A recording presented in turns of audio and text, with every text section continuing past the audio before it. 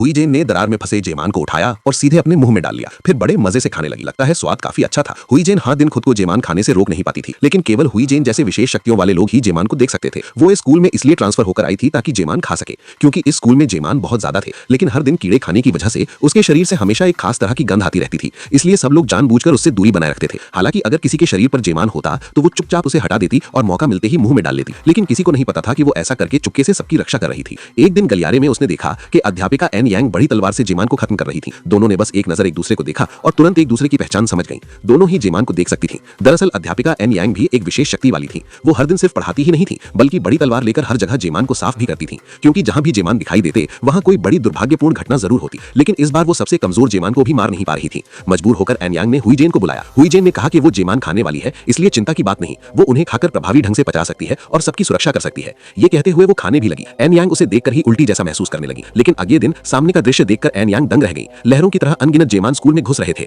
इतने सारे जेमान का सामना करते हुए क्या हुई जेन उन्हें सब खा पाएगी? ताकि कोई जेमान से संक्रमित ना हो, एन यांग हर पल कीड़े पकड़ती रहती थी। लेकिन आम लोग जेमान को देख नहीं सकते थे, इसलिए एन यांग का अजीब व्यवहार अक्सर छात्रों का ध्यान खींच लेता था। सबको लगता था कि वो पागल है। 3 दिन और 3 रात तक उठाते रहने के बाद आखिरकार सारे जेमान पकड़ लिए गए। मेज पर दर्जनों बोतलें जेमान से भरी रखी थी। हुई जेन ने हाथ डालकर एक बड़ी मुट्ठी निकाली। पिछला निवाला अभी निकला भी नहीं था कि तुरंत फिर मुंह में भर लिया। केवल हुई जेन के पेट के अम्ल से ही जेमान पूरी तरह नष्ट हो सकते थे, इसलिए हुई जेन हर दिन बहुत ज्यादा खाती पीती थी। वो जहां भी जाती लगातार खाती रहती थी, सिर्फ इसलिए कि ज्यादा पेट का अम्ल बन सके। उसका अजीब व्यवहार देखकर एन यांग भी हैरान रह जाती थी। दरअसल एन यांग भी उसकी मदद करना चाहती थी, लेकिन उनकी बड़ी तलवार पहले ही बेअसर हो चुकी थी। सिर्फ 2 दिन बाद एक बार में बहुत ज्यादा जेमान खा लेने की वजह से हुई जेन को गंभीर अपच हो गया और उसे एन यांग से मदद मांगनी पड़ी। एन यांग ने यूं ही सैकड़ों पैकेट पेट की दवा निकाल दी। हुई जेन ने सारी दवा खाई और पेट पकड़कर चली गई। एन यांग उसे हर दिन इतना जेमान खाते देखकर थोड़ा दुखी होती थी और उसकी मदद का कोई तरीका ढूंढना चाहती थी। उन्होंने एक जेमान उठाया और बिना हिचकिचाहट मुंह में डाल लिया। एन यांग ने भौहें सिकोड़कर मुश्किल से चबाया। स्वाद शायद करारा चिकन जैसा था, लेकिन उन्होंने अनजाने में ही उसे थूक दिया। इस समय हुई जेन उस परिचित 5.38 को देख रही थी। यही उसका चलने फिरने का दायरा था।